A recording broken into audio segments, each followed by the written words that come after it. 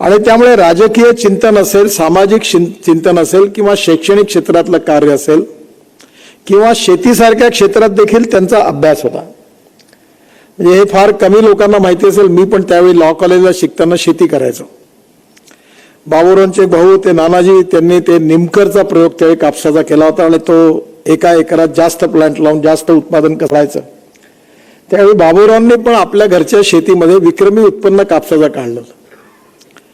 त्यामुळे शेतीपासून, ग्रामीण समस्यांपासून, राजकारणापासून, शिक्षण क्षेत्रापासून आणि नागपूर युनिव्हर्सिटीच्या एक्झिक्युटिव्ह काउन्सिलमध्ये असताना देखील त्यांनी शैक्षणिक क्षेत्रामध्ये देखील केलेलं काम हे आपल्या सगळ्यांच्या लक्षात आहे. पंडित बथुराज व्यास विद्यालय ही जी भारतीय शिक्षण संस्था आहे, या शिक्षण संस्थेचे ते अध्यक्ष होते आणि मी त्या शाळेतला माझे विद्यार्थी होतो. त्यावेळी हमखास कार्यक्रमामध्ये त्यांचं भाषण हा सगळ्यात छोट्या विद्यार्थ्यांना देखील आकर्षणाचं केंद्र राहत होता. त्यांचं जे काही बोलणं होतं त्यात हजारजबाबीपणा होता, विनोदी स्वभाव होता, आवाज कणखर होता, विचार स्पष्ट होते. ते असे कुठे इकडे तिकडे नाही. जसं क्रिकेटच्या भाषेमध्ये काही बॅट्समन असे असतात की जे एका वेळी स्ट्रोक्स मारत असताना त्यांचा स्ट्रोक मारला की फोर चौका किंवा छक्कात जातो. ते कुठे असे कट्स वगैरे म्हणत. बाबुरावांचं बोलणं अतिशय स्पष्ट होतं आणि त्यामुळे अनेक वेळा ते बोलत असताना त्याच्यातली प्रखरता, सुस्पष्टता आणि त्या बाबतीत त्यांची कमिटमेंट आणि कन्व्हिक्शन ही त्यांच्या व्यक्तिमत्वाची विशेषता होती. सगळ्याच गोष्टी जाहीरपणे बोलण्यासारख्या नसतात, पण मला अनेक वेळा आठवतं की राजकारणावर कधी काही त्यांच्याशी बोलत असताना एखादी गोष्ट जर त्यांना योग्य वाटली नाही तर तेवढ्या स्पष्ट शब्दात ते सांगायला कधी विसरले नाहीत. आणि त्यामुळे एक प्रकारचा विचाराचा मार्गदर्शक, विचाराचा आपल्या विचारांवर आपण जे कार्य करतो, ही जी संघटना चालते यातला एक मार्गदर्शक म्हणून त्यांचं स्थान होतं. एका फिलॉसॉफरनी सांगितलंय की व्यक्ती आणि संघटना यात संघटना श्रेष्ठ आहे. संघटना आणि फिलॉसॉफी, विचारधारा यात विचारधारा श्रेष्ठ आहे. आणि विचारधारा ज्याला आपण म्हणतो की ज्याच्या आधारावर आपण सगळेजण काम करत असतो, त्या विचारधारेशी 100% कटिबद्धता. ज्यावेळी संघाच्या विचाराला अनुकूलता नव्हती, मान नव्हता, सन्मान नव्हता, प्रतिष्ठा नव्हती, राजकीय क्षेत्रात देखील संघ स्वयंसेवकांबद्दल कदाचित संघ स्वयंसेवक म्हटल्यावर त्याला सपोर्टच्या ऐवजी विरोध करणाऱ्यांची संख्या जास्त होती. अशा काळामध्ये ते उत्कृष्ट स्वयंसेवक म्हणून त्यांनी काम केलं. आणि आपल्यापैकी अनेक लोकांना कदाचित माहिती आहे, माझ्याही लहानपणची गोष्ट आहे ती, मलाही आठवत नाही कारण मी त्यावेळी राहतो राजकारणात, पण ते जनसंघाचे नागपूरचे संघटन मंत्री होते आणि नागपूर शहर जनसंघाचे संघटन मंत्री म्हणून देखील त्यांच्या आठवणी नंतरच्या काळात सगळेजण सांगायचे. त्याच्यानंतर ते बराच काळ राजकारणापासून जेव्हा त्यांनी जनसंघ सोडला आणि ज्या ज्या जबाबदाऱ्या संघाने दिल्या त्या त्यांनी सांभाळल्या. आणि हे सांभाळत असताना त्यांच्या व्यक्तिमत्वामधली सगळ्यात मोठी विशेषता होती ती तत्वचिंतकाची होती. आणि तत्वचिंतक म्हणजे सगळ्या विचाराचा अभ्यास करून त्याच्यातलं चिंतन समाजासमोर मांडणं हे तर स्वाभाविकपणे तत्वचिंतकांकडून अपेक्षित असते. पण संघ विचाराचं डॉक्टर हेडगेवारांनी दिलेलं जे तत्व आहे विचाराचं, ते तत्व आणि ते सत्व ही त्यांची जीवननिष्ठा होते. आणि आयुष्याच्या शेवटच्या क्षणापर्यंत त्यांनी आपली प्रामाणिकपणा, आपली कटिबद्धता त्या विचारधारेशी आणि संघटनेशी ठेवली. आणि त्यामुळे एक आदर्श स्वयंसेवक म्हणून या सगळ्या क्षेत्रात त्यांचा परिचय आपल्या सगळ्यांना झाला. आज मला आठवतं मी त्यांना अनेक वेळा विचारायचो, बाबुराव तब्येत कशी आहे? ते माझ्या वाजवीपेक्षा जास्त चांगली आहे. म्हणजे त्यातही त्यांच्या बोलण्यात मला ते 2-3दा जाणवलं की बाबुरावजी म्हणणे की आता तब्येत फारच वाजवीपेक्षा जास्त चांगली आहे. समाधान होतं त्यांच्या. घरातून 2-2 मुलं त्यांची प्रचारक म्हणून निघाली. याचा त्यांना म्हणजे खरं म्हणजे स्वाभाविकपणे हा प्रश्न असतो, पण त्यांना अभिमान होता की देशाकरता, संघाकरता माझी मुलं काम करतात. म्हणजे खरं म्हणजे आपल्या जीवनामध्ये जे तत्व त्यांनी स्वीकारलं. आणि विशेषतः मला नक्की माहिती नाही, परंतु ते जेव्हा नागपुरात शिकत होते तेव्हापासून ते संघाचे जेव्हा स्वयंसेवक झाले आणि त्यानंतर त्यांनी संघाच्या विचारधारेशी आपली जी कटिबद्धता ठेवली, एक जीवननिष्ठा म्हणून स्वीकारली, आयुष्याच्या शेवटपर्यंत त्यांनी ती जोपासली. कधी चांगले दिवस होते, कधी वाईट दिवस होते, इमर्जन्सी होती, मिसा आला, ते जेलमध्ये होते, पण जेलमधून देखील लेख लिहून त्यांनी पाठवलाय. म्हणजे जीवनामध्ये एखाद्या विचाराकरता एखादा व्यक्ती कशा प्रकारे प्रामाणिकपणे कटिबद्ध राहू शकतो याचं ते ज्वलंत उदाहरण होतं. आणि म्हणून आज नेहमी असं लक्षात येतं की प्रवाह जेव्हा वाहतो तेव्हा काडी कचरा किंवा मेलेला मासा हा प्रवाहाबरोबर वाहत जातो, पण जिवंत मासा मात्र प्रवाह किती असो त्याच्या विरुद्ध नेहमी पोहत असतो. आपल्या संपूर्ण आयुष्यात प्रवाहाच्या विरुद्ध आपल्या तत्वाकरता जीवन जगणारं त्यांचं व्यक्तिमत्व आणि खऱ्या अर्थाने तत्वचिंतक म्हणून संघ विचाराला आपली निष्ठा बाळगून राष्ट्रवाद आणि हिंदुत्व याकरता त्यांचं समर्पित व्यक्तिमत्व होतं.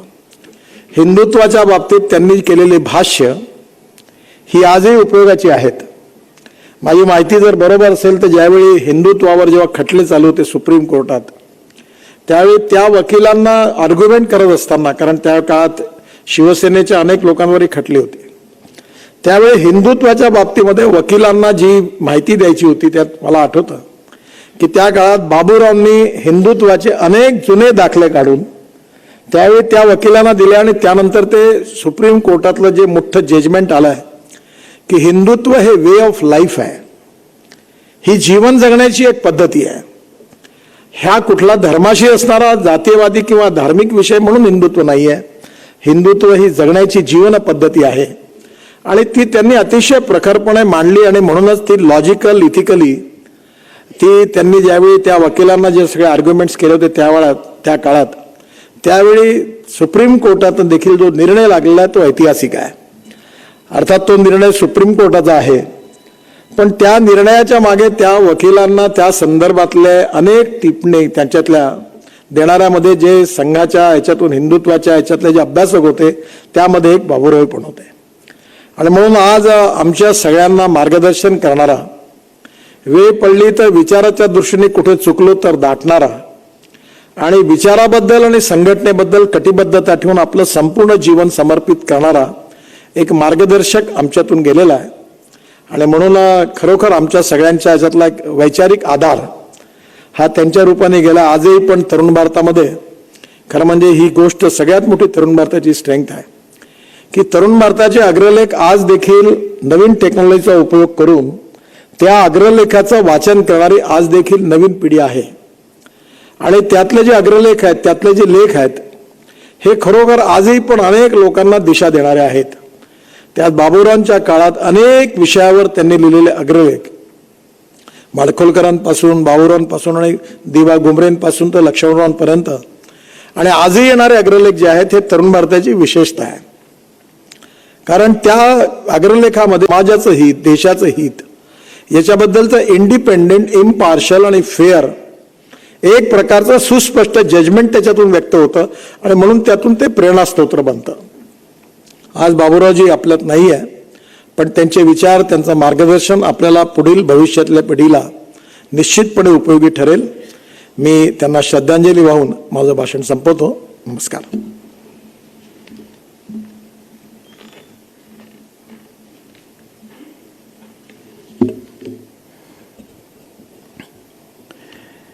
वैचारिक आंदोलन के लिए संसाधन जुटाने वाले, संसाधन जुटा करके आंदोलन को दिशा दे करके हिंदुत्व को न्यायिक तरीके से विश्व मान्यता दिलाने वाले ऐसे प्रकांड विद्वान को आदरणीय नितिन जी ने अपने श्रद्धा सुमन समर्पित किए.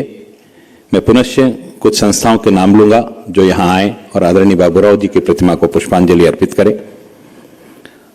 स्वतंत्रवीर Savarkar Smarak Samiti Chandrakant ji Lakhe, federation of industries association Vidarbha Milind Kanade ji, Vivekanand Sahakari Pratyay Sanstha Mahal Nagpur Vivek Jugade ji, Bharatiya Utkarsh Mandal Khapri Sanjay Dani ji, Atul Mohril ji, Hedgewar blood bank Nagpur Prakash Kunte ji, Rashtriya Swayamsevak Sangh Lok Kalyan Samiti Nagpur doctor Dilip Gupta ji, Madhav Urande ji, Maharshi Karve स्त्री शिक्षण संस्था नागपुर केंद्र मिलिंद कुकड़े जी, Keshav Nagar Sanskritik Sabha Nandanvan Prakash Deshpande ji, Vidarbha premier society Nagpur advocate Vivek Sontakke ji, मागो वैद्य गौरव ग्रंथ समिति दिलीप चौधरी जी,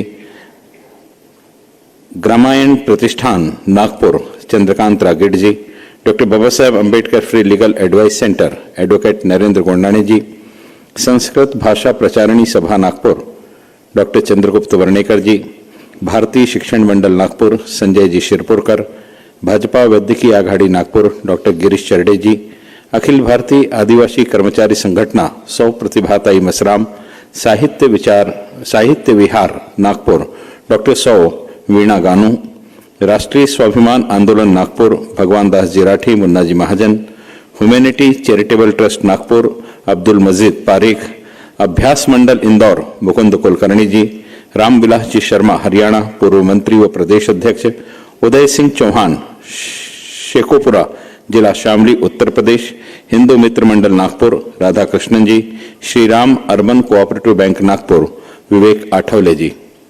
सभी महानुभाव कृपया पुष्पांजलि अर्पित करके अपने स्थान पर यथा स्थानापन्न हो जाए, ऐसा निवेदन है। 4-5 दिन पूर्व एक ग्राहक पंचायत के कार्यक्रम में जाने का मौका मिला और वहां जाकर के जानकारी प्राप्त हुई कि ग्राहक कल्याण को लेकर के जो कानून का मसौदा ग्राहक संरक्षण का तैयार किया गया, उस अखिल भारतीय स्तर पर जिस मसौदे को स्वीकृति प्रदान की गई, उस ग्राहक संरक्षण के कायदे का ड्राफ्ट आदरणीय बाबूराव जी वैद्य इन्होंने स्वयं तैयार किया था। इसकी जानकारी उस दिन कार्यक्रम में मिली। ऐसे अनेक विधाओं में पारंगत, सक्षम, समाज का नेतृत्व करने का सामर्थ्य रखने वाला व्यक्तित्व आज हमारे बीच में से अवसान कर गया है। मैं अब निवेदन करना चाहूंगा आदरणीय डॉक्टर मनमोहन जी वैद्य से, जो यहां आए और कृपया अपने मनोगत व्यक्त करें। डॉक्टर मनमोहन वैद्य जी।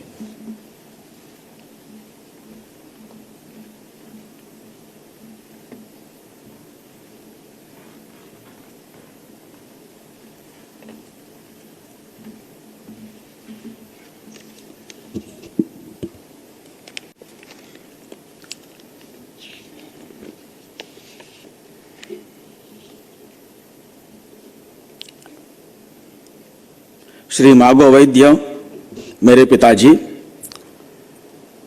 एक परिपूर्ण, सक्रिय और प्रेरणादायक जीवन पूर्ण कर 97 वर्षों का ऐसा जीवन पूर्ण कर पूर्णत्व में वे विलीन हो गए। बहुत बातें आई है, संघ उनकी प्राथमिकता थे ही। माँ कहते थे जब शादी हुई तभी उन्होंने कहा था कि मेरा एक पैर परिवार में, एक पैर संघ में रहेगा। यह पहले स्पष्ट कर दिया था और मां ने भी उनको खूब साथ दिया।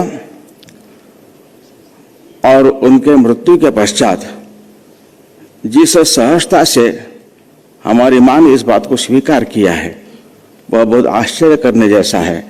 मां हमेशा कहती थी कि मुझे आपके पहले जाना है, सब बार बार कहती थी। लेकिन यह बात जब उनको पता चली, उनका इतना ही कहना था कि पहले किसी को एक तो जाना ही पड़ेगा। मेरी इच्छा थी, वे चले गए, वे पुण्यात्मा थे। लगता है कि भगवत गीता हमारे यहाँ तो बहुत नियमित उसका पठन होता था, लेकिन गीता को समझा है, पचाया है, जी रही है, ऐसी हमारी माँ है। पिताजी कुटुंब वत्सल थे। हमारे सभी जितने रिश्तेदार हैं, बहुत बड़ा परिवार है, सबको जोड़ के रखने के लिए समय देते थे।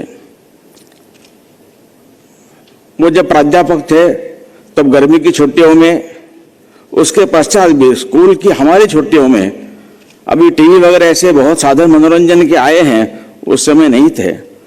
तो गर्मी की छुट्टी में हमारे साथ लगभग प्रतिदिन वे पत्ते ताश खेलते थे और बाकी सामान्य खेलों के साथ उन्होंने हमको ब्रिज, हार्ट ऐसे खेल भी सिखाए हैं। तो पर्याप्त समय हमारे साथ परिवार में भी दे देते थे। उनका जीवन का नियोजन, उनका समय का नियोजन, उनका आर्थिक नियोजन, आर्थिक शुचिता, साधन शुचिता का आग्रह, और अंत में उन्होंने अपने मृत्यु का भी नियोजन ठीक से करके रखा था। ये ध्यान में आता है। जीवन के नियोजन की बात करेंगे तो उनके जीवन के 50 वर्ष पूर्ण होने के बाद 1973 से हमारे घर में हर चातुर्मास में आषाढ़ी एकादशी से कार्तिक एकादशी तक प्रतिदिन रात को 9 बजे परिवार के सभी लोग एकत्र बैठकर एक स्तोत्र का पठन करना, भगवत गीता का एक अध्याय क्रमशः कहना और गीता पर आधारित किसी ग्रंथ का सामूहिक वाचन करना, यह क्रम शुरू हुआ। 1973 से यह क्रम अनेक वर्षों तक लगातार चल रहा। गीता रहस्य, ज्ञानेश्वरी, शांकर भाष्य, बाद में उपनिषद, ऐसे ग्रंथों का सामूहिक पठन होता था। अगर कुछ कठिन विषय है तो पिताजी उस पर अपना भाष्य करके उसको हमको समझाते थे। 60 साल पूर्ण होने के बाद उनका आग्रह था कि मुझे संपादक पद से निवृत्ति लेनी है। तरुण भारत का संचालन करने वाले संस्था के लोगों ने उनको आगे कंटिन्यू करने का आग्रह था, उनका पक्का था। उन्होंने बाद में उनको उसका प्रबंध संचालक बनाया, अध्यक्ष बनाया, लेकिन अपना जो समय निश्चित किया था, समय के बाद उन्होंने वहां के दायित्व छोड़ दिए। संघ के दायित्व में भी तो 75 वर्षों के बाद दायित्व में नहीं रहना चाहिए, ऐसा उनका आग्रह था। उस तरह से उन्होंने 1998 में अपने सभी दायित्व से मुक्त हुए थे। 2000 में जिसका उल्लेख हुआ, संघ प्रवक्ता का विशेष दायित्व पहली बार क्रिएट किया गया था। उसके बारे में उनसे बात हुई, तब उन्होंने कहा केवल 3 साल के लिए यह मैं करूंगा। ऐसा उनके जीवन का एक पूर्ण नियोजन उनके पास स्पष्ट था। समय का नियोजन था, सुबह उठना है, शाखा है, अध्ययन करना है, अपना कामकाज है।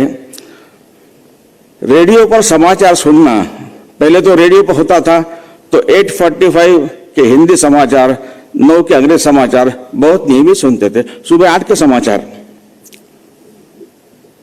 तो परिवार के समय समाचार सुनना है, व्यायाम है, शाखा है, सारा, और समय का आग्रह भी खूब था। मैं जब प्रचार प्रमुख बना तब अनेक पत्रकारों ने मुझे कहा यहाँ के कि अगर जो समय उन्होंने दिया है उससे 5 मिनट भी अगर ज्यादा देरी से हम पहुंचते थे, उन्होंने हमको वापस किया है। ऐसे वापस हुए एक पत्रकार जब दोपहर को 4 बजे का समय मिला, लेट न हो इसके लिए वो 3:30 बजे आ गए। पिताजी पढ़ रहे थे, ये आकर बैठे, दोनों ही थे वहां पर। जैसा उन्होंने बातचीत करना शुरू किया तो पिताजी ने कहा अभी 4 नहीं बजे हैं। वो और बराबर 4 बजे किताब पूर्ण करके उनसे बात शुरू की। आर्थिक नियोजन भी। मेरा छोटा भाई राम जो प्रचारक है, वो जब बीए पढ़ रहा था तब पिताजी निवृत्त हो गए थे। तो महाराष्ट्र सरकार की एक स्कीम आई थी कि उसमें आर्थिक दृष्टया कमजोर ऐसे लोगों के लिए फी माफी की स्कीम आई थी। तो राम ने पिताजी के व्यवसाय के सामने निवृत्त लिखा और फी माफी के लिए उन्होंने टिक किया। तो उनकी रिक्वेस्ट मंजूर हो गई। जब पिताजी को ध्यान में आया कि 4 महीने से ये फीस नहीं मांग रहा है, तो उसको पूछा फीस क्यों नहीं मांगी। तो उसने बताया कि मैंने फी माफी के लिए रिक्वेस्ट की थी, वो मान्य हो गई है। तो पिताजी ने कहा नहीं, तुम्हारी शिक्षा के लिए सारी आर्थिक व्यवस्था मैंने करके रखी है। और उन्होंने मॉरिस कॉलेज के नागपुर महाविद्यालय के प्राचार्य को पत्र लिखा कि मेरे पुत्र ने गलती से ऐसा लिखा है, इसलिए 4 महीने की फीस और लेट फी का फाइन ये मैं भरूंगा। उन्होंने भरा था। यानी आर्थिक नियोजन भी था, उसका आग्रह भी था।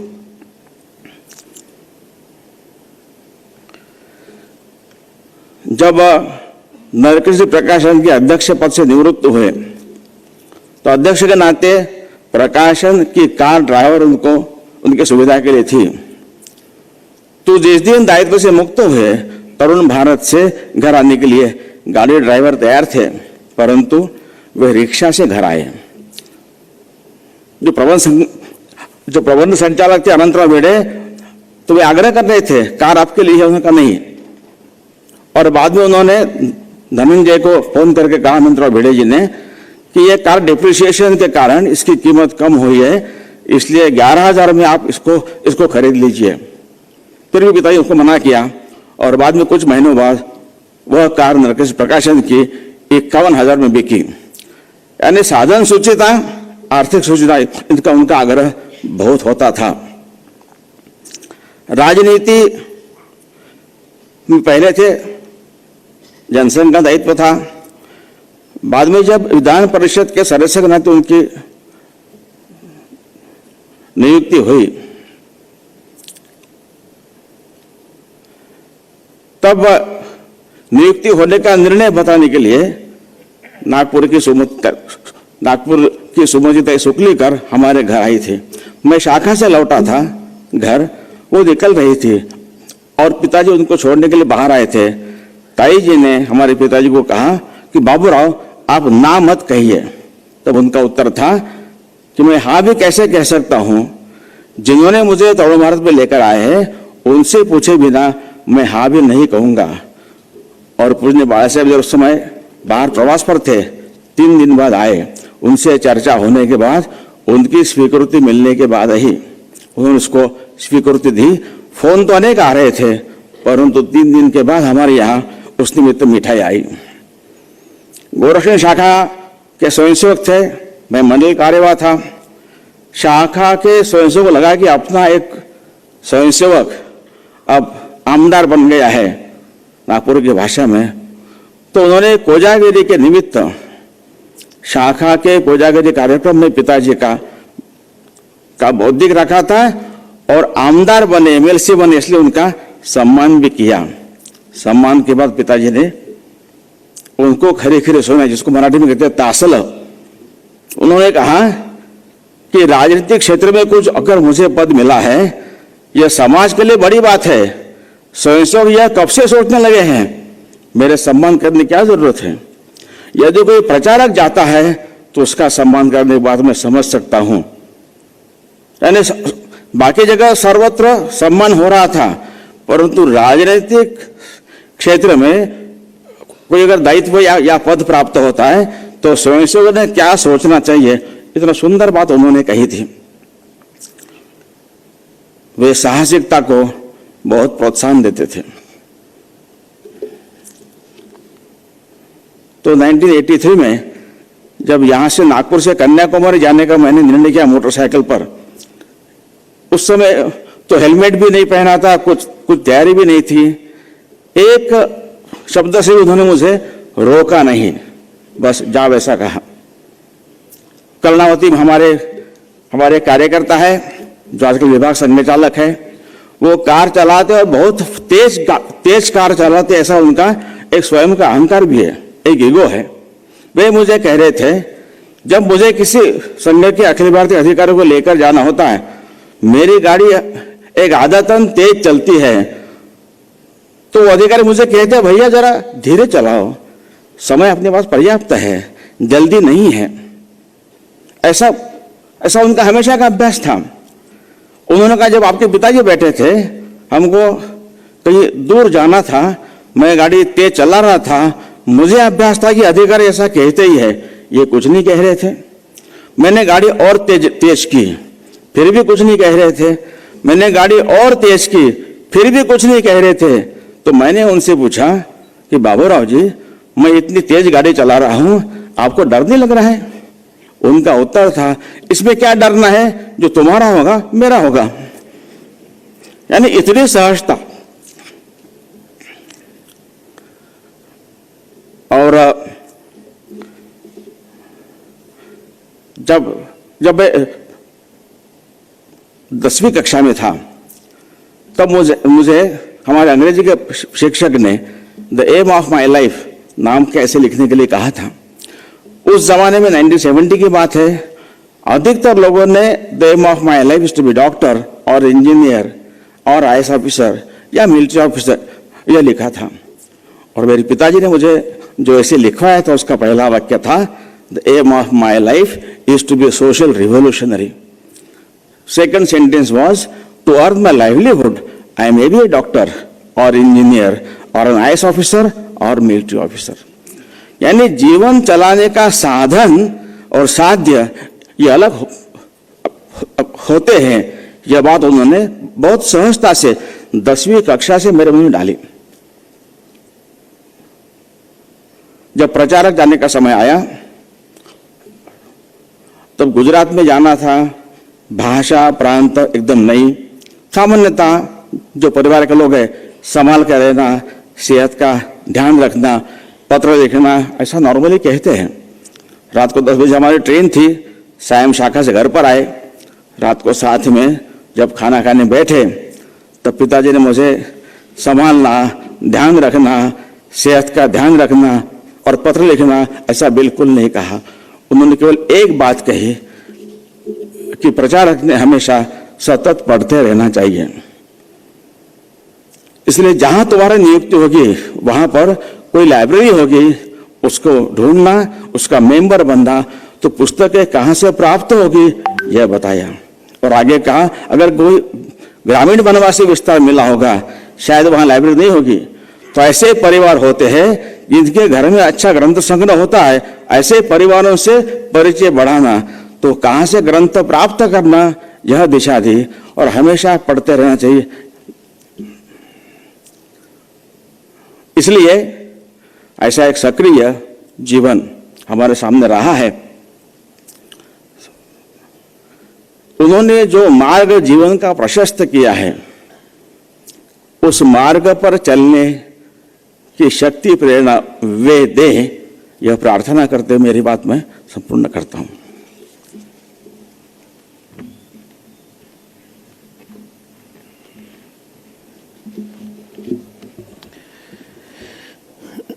एक साहित्यकार ने 2 पंक्तियां लिखी है कि निशान वो मिटे नहीं कि हम अभी चले नहीं। उसे उद्गारित करते हुए उसने दूसरी 2 पंक्तियां लिखी है कि महापुरुषों के पदचिन्ह जैसे के वैसे पड़े हैं, कारण हम उन पर अभी तक नहीं चले हैं। आदरणीय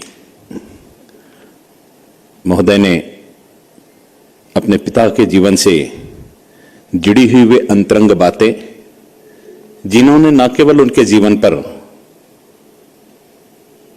प्रभाव छोड़ा, उन्हें जीवन के लिए एक नई दिशा दी, बल्कि समाज के लिए भी वे किस प्रकार से अनुकरणीय थे और वे उदाहरण आज की पीढ़ी के लिए भी कितने आनंददायी हैं, उसको प्रतिपादित करने की आपने यहाँ पर पूर्ण अपने मनोगत में व्यक्त किया।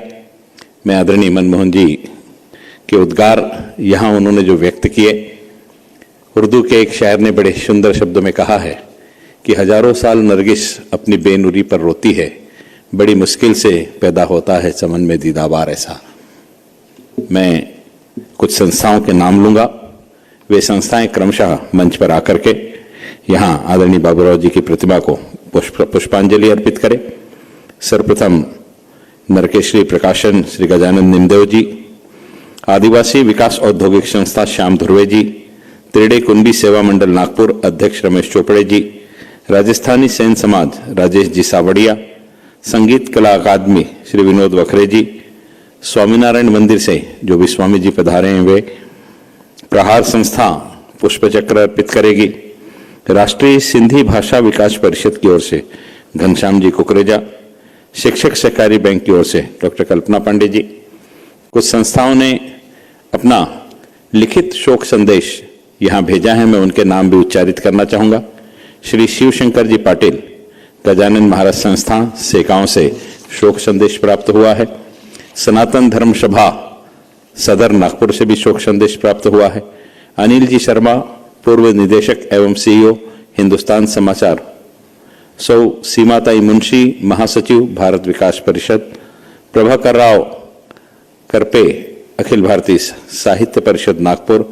श्री ढवड़े जी, न्यूज़पेपर एजेंसी नांदुरा। श्री देवीदास जी डाहे, सामाजिक समरसता मंच।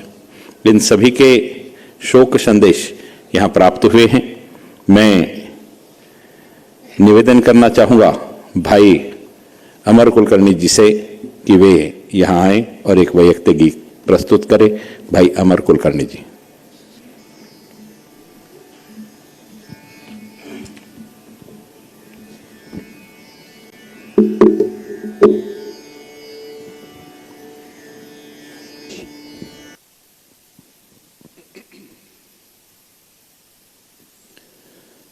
जय श्री राम।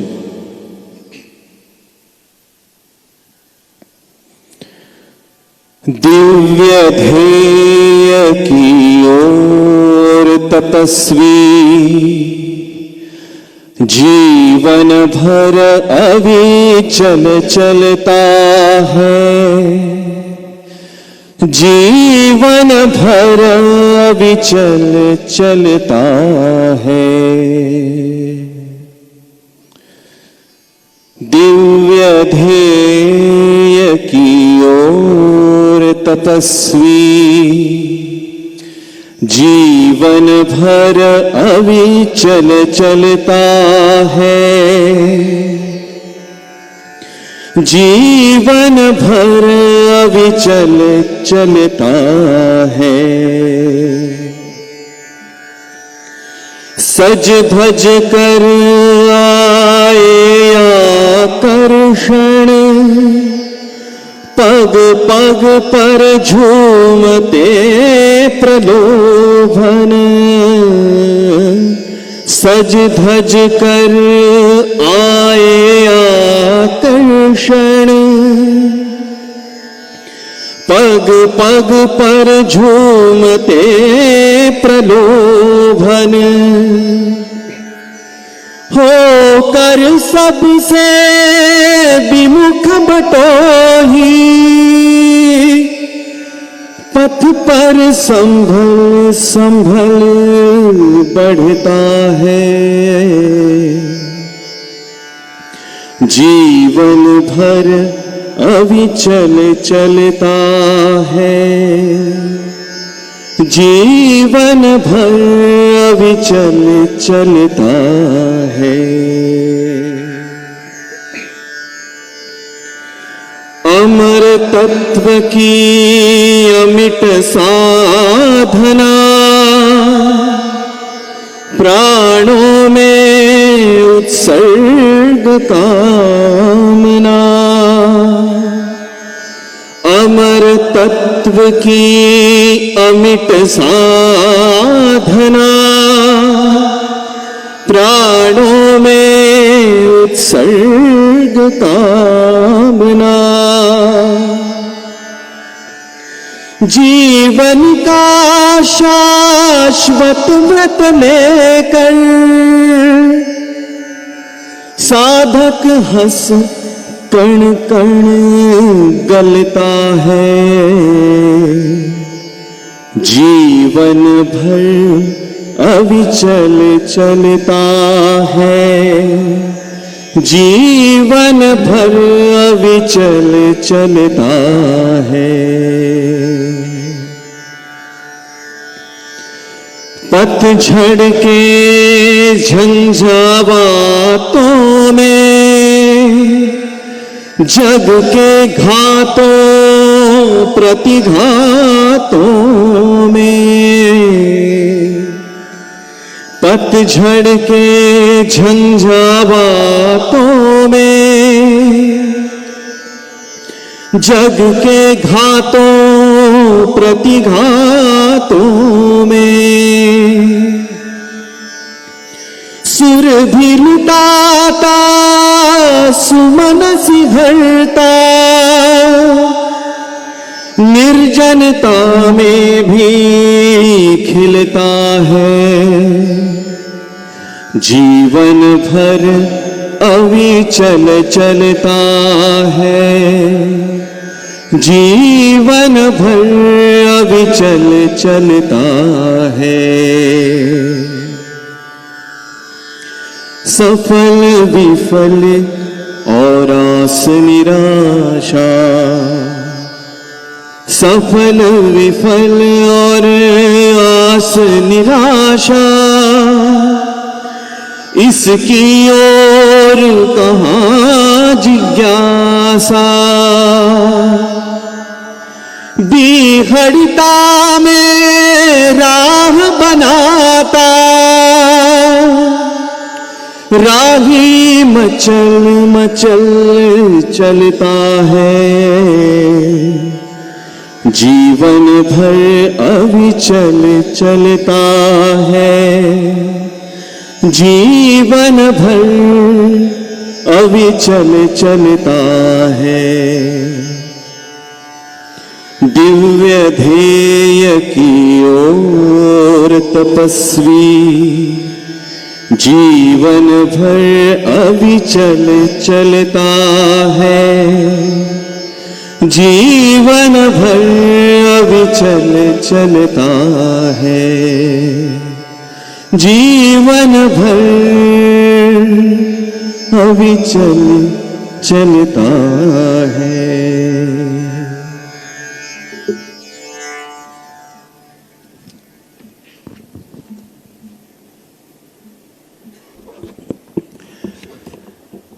दिव्य ध्येय की और तपस्वी जीवन भर अविचल चलता है, जीवन भर अविचल चलता है। शायद इससे अच्छी पंक्तियां आदरणीय बाबूराव जी के लिए नहीं रही होगी, ऐसा मुझे लगता है। मैं अब निवेदन करना चाहूंगा सर कार्यवाह राष्ट्रीय स्वयंसेवक संघ आदरणीय भैया जी जोशी जी से कि वे यहां आए और अपने मनोगत व्यक्त करें। आदरणीय भैया जी।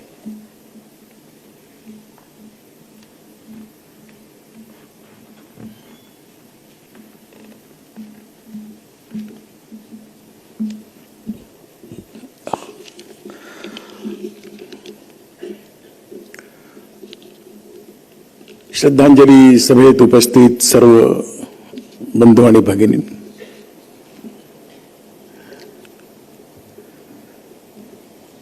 पत्रकार जगत में जिन्होंने उनके साथ काम किया, उनके अनुभव हमने सुने। शिक्षा के क्षेत्र में जिनके मार्ग पर जो चले ऐसे हमने उनके भी अनुभव सुने। राजनीतिक क्षेत्र के दो बंधुओं ने अपने भाव व्यक्त किए। परिवार में जिनको बहुत निकट का सानिध्य प्राप्त हुआ, जिनके आशीर्वाद प्राप्त हुए, ऐसे मनमोहन जी ने उनका जीवन पट हम सबके सामने रखा। और अभी एक गीत में जो भाव प्रकट हुए, मैं समझता हूं कि इसी गीत के साथ ही यह कार्यक्रम अगर समाप्त होता तो अच्छा होता।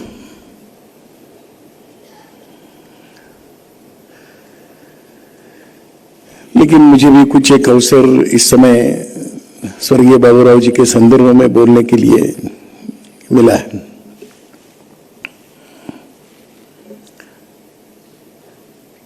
सामाजिक जीवन में काम करने वाले व्यक्ति के लिए जितने भी आदर्शों के मापदंड विचार किए जाए,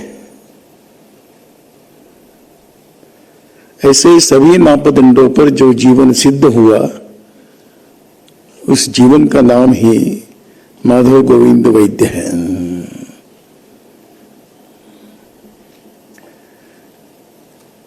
किसी भी मापदंड पर हम विचार करें,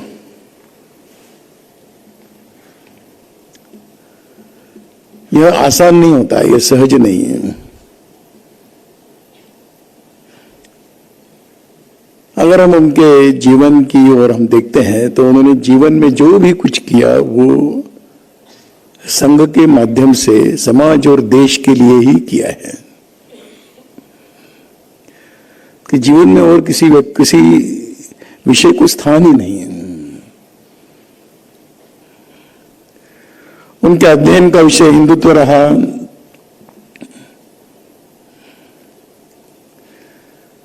उनके भक्ति का विषय भारत माता रही, मातृभूमि रही।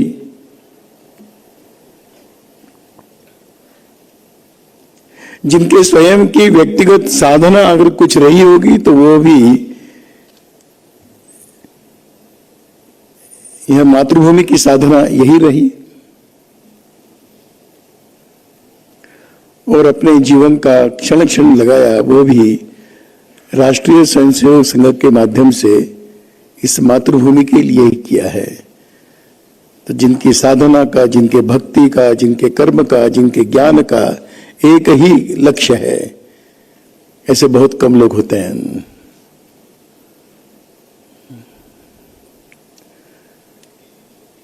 पूर्व वक्ताओं ने बताया और हम सब लोगों ने, आप में से यहां बैठे हुए बहुत लोगों ने इसका अनुभव लिया है सामान्यतः अनुभव आता है कि जो व्यक्ति बहुत विद्वान होते हैं वो बहुत रूखे सूखे होते हैं, चेहरे पर मुस्कान बहुत कम दिखाई देती। विद्वान लोगों को लगता है कि चेहरे पर मुस्कान मेरी कोई विद्वत्ता के स्तर को कम न करते, पर बाबूराव जी के जीवन में उस विद्वत्ता के साथ जो सहजता और जो हास्य विनोद है वो लोगों को प्रभावित करता है। विद्वत्ता तो प्रभावित करती ही है।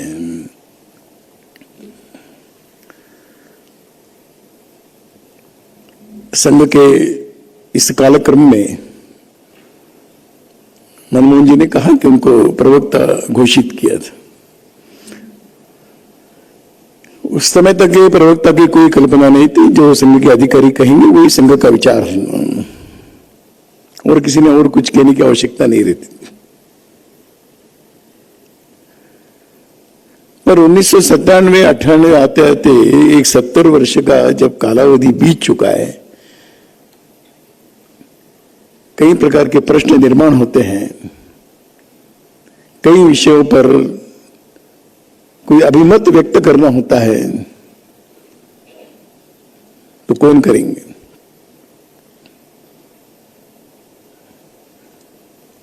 तो स्वाभाविक रूप से और बाबूराव जी का नाम सामने आया। जिम्मेदारी का पद, वैसे तो वो कोई पद नहीं है, पर प्रवक्ता है तो वो जो कहेंगे वो संघ है, जो प्रकट करेंगे वो संघ है। ऐसे स्थान पर रहकर बोलने वाले व्यक्ति को सावध भी रहना पड़ता है, अध्ययनशील भी रहना पड़ता है, जानकारी से समृद्ध भी रहना पड़ता है और 70 वर्षों की यात्रा में जो दिशा लेकर चले उस दिशा के बारे में सजग रहकर कहना पड़ता है। इतना आसान नहीं। हम अनुभव करते हैं कि हमारे जैसे लोग तत्कालीन बातों से प्रभावित होते हैं और तत्कालीन परिस्थिति को सामने रखकर समीक्षा करते हुए कुछ हम अभिप्राय रखते हैं, कुछ गलत भी हो जाता है कभी कभी। परंतु प्रवक्ता कहने के बाद अधिकृत है और जहां तक मुझे स्मरण है कि जो भी अवधि उनका रहा 3-4 साल का, एक बार भी उनके कहे हुए वक्तव्य को किसी को नकारने की जरूरत नहीं पड़ी और उनको स्वयं भी ये कहना नहीं पड़ा कि मैं मेरी बात पीछे लेता हूं। ऐसा कभी नहीं हुआ। इतना आसान है।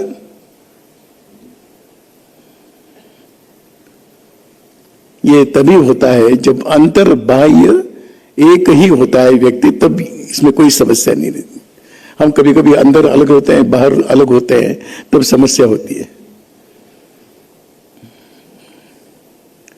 कहा जाता है कि सत्य बोलने वाले को स्मरण शक्ति अच्छी रखने की आवश्यकता नहीं, झूठ बोलने वाले को स्मरण शक्ति अच्छी रखनी चाहिए। परंतु कभी असत्य बोलना ही नहीं, स्मरण रखने की आवश्यकता नहीं, पहले क्या कहा था बाद में क्या कहा है।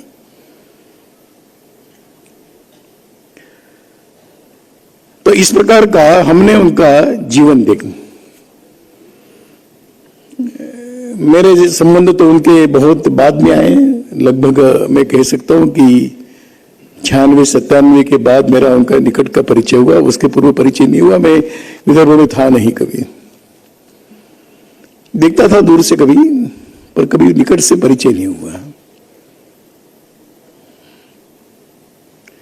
आज अगर मैं कुछ अनुभव करता हूं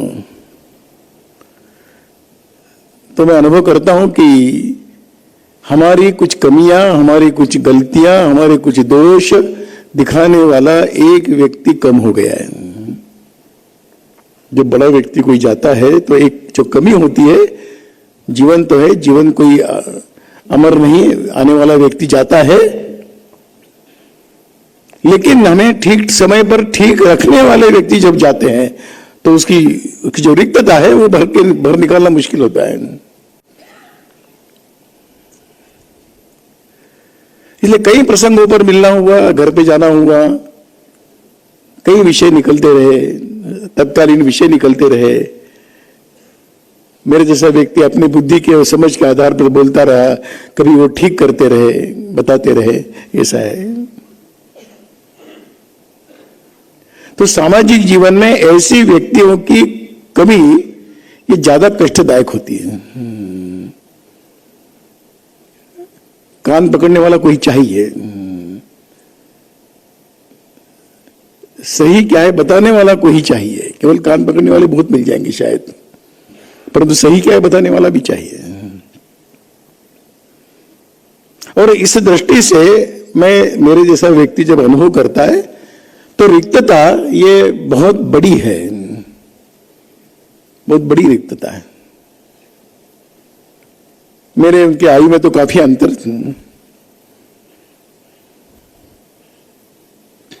संघ की रचना में किसी एक स्थान पर होने के कारण कभी कभी बोलने में संकोच होता होगा, नहीं हुआ कभी, ऐसा नहीं लगा, क्योंकि इतना अंतर ही नहीं था। आयु का अंतर अलग बात है, हृदय की, अंतःकरण की अंतर की कमी मुझे कभी भी महसूस नहीं हुई, महसूस उन्हें होने नहीं दी।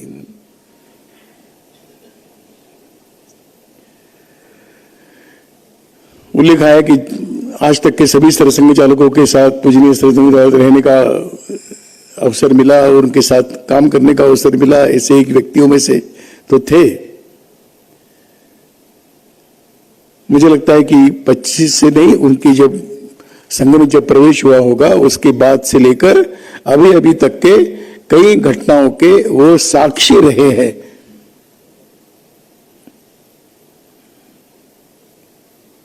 परिवर्तन को लाने वाले, नई दिशा तय करने वालों में से रहे हैं।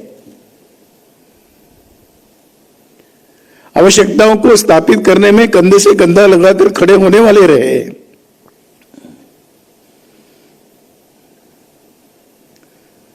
बहुत बार आयु का अंतर, जिसको आज अंग्रेजी में हम कहते हैं कि जनरेशन गैप आ जाती है, पर मुझे बड़ा आश्चर्य लगता है कि हमने कई बार कई विषयों पर चर्चा होती, हमने अनुभव किया कि कभी भी इस आयु का अंतर बीच में नहीं आया। समयानुकूल सोचना और समयानुकूल चलती हुई बातों को स्वीकार करते हुए उसमें कोई गलत न हो इसकी चिंता करना, ऐसा व्यक्ति तो बाबूराव जी के रूप में था। और इसलिए रिक्तता, ये शब्द तो औपचारिक नहीं मैं कहूंगा, ये भिन्न भिन्न प्रकार की रिक्तता का अनुभव आज हम निश्चित रूप से हम लोग कर रहे हैं। क्षमताएं, बुद्धिमत्ता, विद्वत्ता, प्रस्तुति की क्षमता और सहजता, ये सब एक साथ नहीं मिलता है, एक साथ नहीं मिलता। कर्म भी है, भक्ति भी है और साधना भी है, ज्ञानवर्धन भी है, और ये सब का केंद्र बिंदु एक है। और इस सब के रहते हुए अहंकार नाम की कोई स्पर्श करने वाली कोई वस्तु नहीं, अहंकार नहीं है।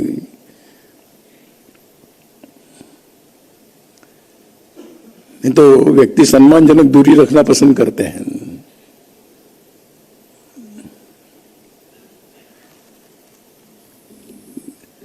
शायद ज्ञानेश्वरी में कहा होगा, मुझे एकदम अभी ज्ञानेश्वरी तो कारण किसी ने कहा है, महापुरुषों ने कहा है कि मराठी में कहते हैं राखावी बहुतांशी अंतरे। अब हम जैसे लोग कभी कभी राखावी बहुतांशी अंतरे इस श्रेणी में चले जाते हैं। बाबूराव वैद्य जी राखावी बहुतांशी अंतरे इस श्रेणी के थे।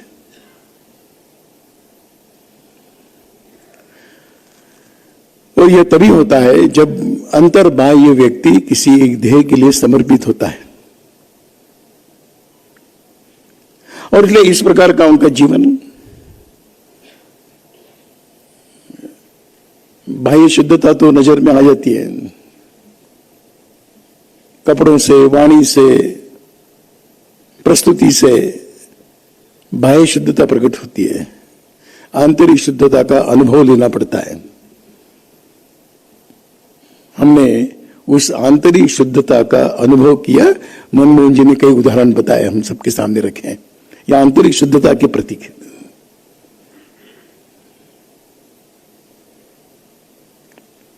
इस प्रकार का व्यक्ति लचीलापन है जीवन में। तो लचीलापन किस बात का है? अपने जीवन में विचारों के लिए समझौता नहीं, विचारों के लिए समझौता किया है, विचारों से समझौता नहीं किया है। परंतु विचार सुनना नहीं, ऐसा नहीं। उनके कई मित्र जैसे नाम आए कई प्रकार के, कि इनके मित्रों में कौन थे? सब प्रकार के मित्र थे जो विचारों से भिन्नता रखते थे, पर उनकी मित्रों की सूची में थे, ऐसे नाम आते थे, मिलते थे भी लोग उनको। कौन सी वैचारिक समानता रही होगी? परंतु विचारों की समानता न होने के बाद भी आत्मीय संबंध बनाए रखना यह कठिन काम है। इसलिए विचारों को सुनेंगे, ये लचीलापन है। समझौता नहीं करेंगे, ये दृढ़ता है। उसको जड़ नहीं कहेंगे। सुनेंगे, चर्चा करेंगे हम। अगर हम समझा सकते तो समझाएंगे। इस प्रकार की भावना रही होगी कि गलत क्या है बताएंगे। पर कभी कभी हम लोग गलत क्या है बताने में माहिर हो जाते हैं, सही क्या है बताने की ताकत नहीं रखते। परंतु बाबूराव जी के संपर्क में जो आया उसने ये अनुभव किया है कि गलत क्या है बताया और उसके साथ साथ सही क्या है यह भी प्रस्तुत किया है। केवल छोड़ नहीं दिया। हम दोष निकालने वाले नहीं है, तो दोषों का समाधान भी है। दोष निकालने की ताकत तभी सिद्ध होती है जब समाधान भी व्यक्ति देता है। और इसलिए इस प्रकार का उनका जीवन रहा। नियमों के बड़े प्रखर थे ही। कई प्रकार की बैठकों में मैंने देखा है, बैठक दिन भर चलती थी, रात को बाबूराव जी कुछ कमरे में बैठकर लिख रहे हैं। मैंने जैसा व्यक्ति कहता था, आप चलिए, आप सुबह कल देख लीजिए। बोले नहीं, कल वो भाष्य भेजना है। कभी दिन छूटा नहीं होगा। तरुण भारत के लोग साक्षी है उसमें। समय पर गया है भाष्य भी, लगातार लिखना है।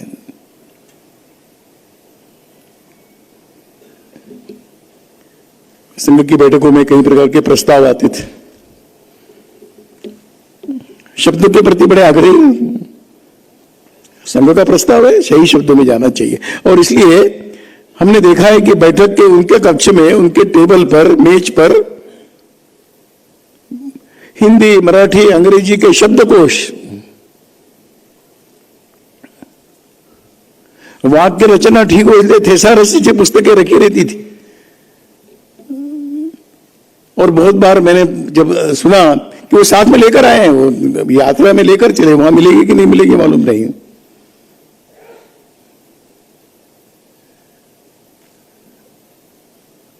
ये काम उनको किसी ने दिया था क्या मुझे मालूम नहीं, पर वो करते जरूर थे ये सब। क्योंकि वो इतना मानते थे कि उनके जैसे व्यक्ति रहते हुए गलत हो जाए ये संघ के लिए ठीक नहीं। उनका दायित्व था कि लोग कहते मेरा तो जिम्मेदारी नहीं है, मुझे दिया होता तो मैं कर देता, ठीक, मुझे तो किसी ने बताया नहीं।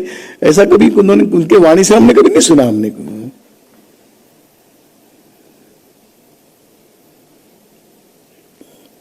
और बाकी स्वयं तो व्यवस्थित तो थे ही। अगर मिलने के लिए आने वाले व्यक्ति का निश्चित है तो वो स्वयं सिद्ध होकर बैठते थे।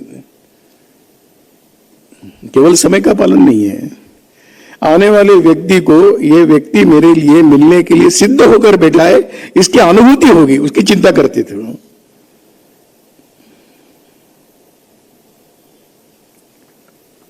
और इसलिए मैंने कहा कि सब प्रकार की शुचिता के साथ जीने वाला, सब प्रकार के पथ्य परहेज का पालन करने वाला, वाणी का संयम रखने वाला, विचारों की स्पष्टता रखने वाला व्यक्तिमत्व किसी प्रकार की भी, और व्यवहारिक जीवन में व्यवहार को सामने रखकर समझौता नहीं किया, विचारों के साथ कभी समझौता नहीं किया, दृढ़ता के साथ चलते रहे और एक आत्मविश्वास के साथ जीवन चलाए। जरूर वो उनकी इच्छा थी 100 साल पूरे करेंगे। और हम लोग भी सोचते थे कि भारत में कई लोग ऐसे हो गए कि जो 98, 99 तक पहुंच गए और चले गए। हमने कहा कम से कम एक महापुरुष निकलेगा कि जो 100 पूरे करेंगे। और इसलिए मैंने कभी बहुत बार कहा उनको कि बस आप 100 पूरे करेंगे तो संघ के इतिहास में हम कह सकते हैं कि एक व्यक्ति निकले कि जिन्होंने अपने संकल्प को पूरा किया। लेकिन जो हमने सुना कि उन्होंने कहा था, उन्होंने तय कर लिया था कि बस अब जाना है।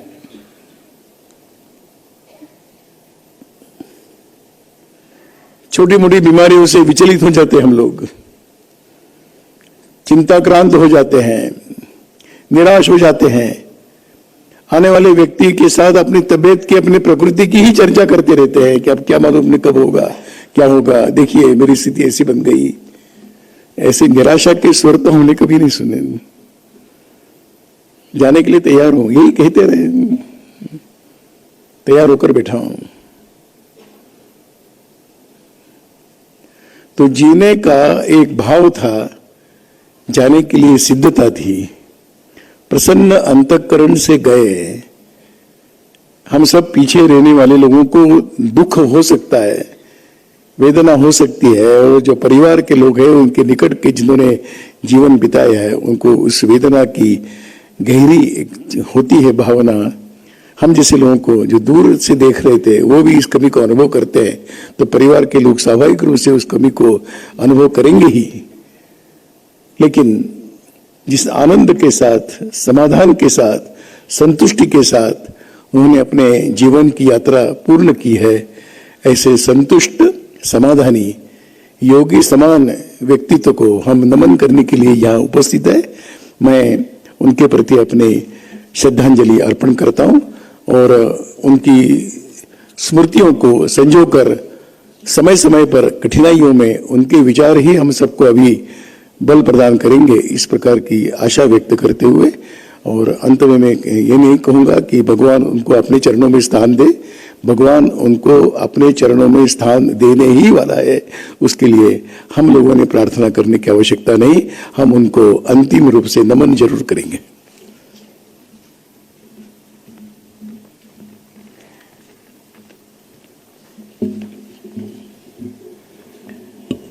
ऐसा व्यक्ति जिसके मन में, मस्तिष्क में और कदम में एक ही शब्द परिभाषित होता हो, ऐसे व्यक्तित्व के धनी आदरणीय बाबूराव जी को मान्यवर ने श्रद्धांजलि ज्ञापित करी।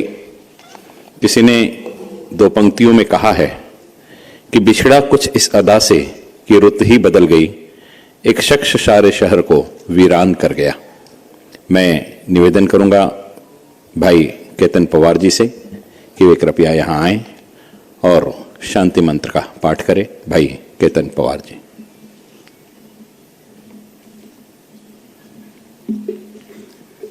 आधी पंक्ति बताने के पश्चात सब लोग सांघिक बोलेंगे। ओम पूर्णमदः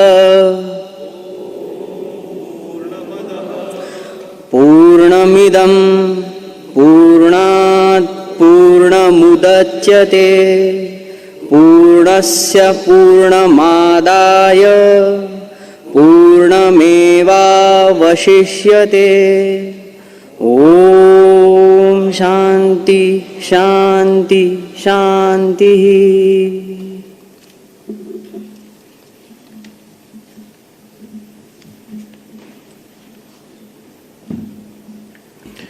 कार्यक्रम को विश्रांति देते हैं।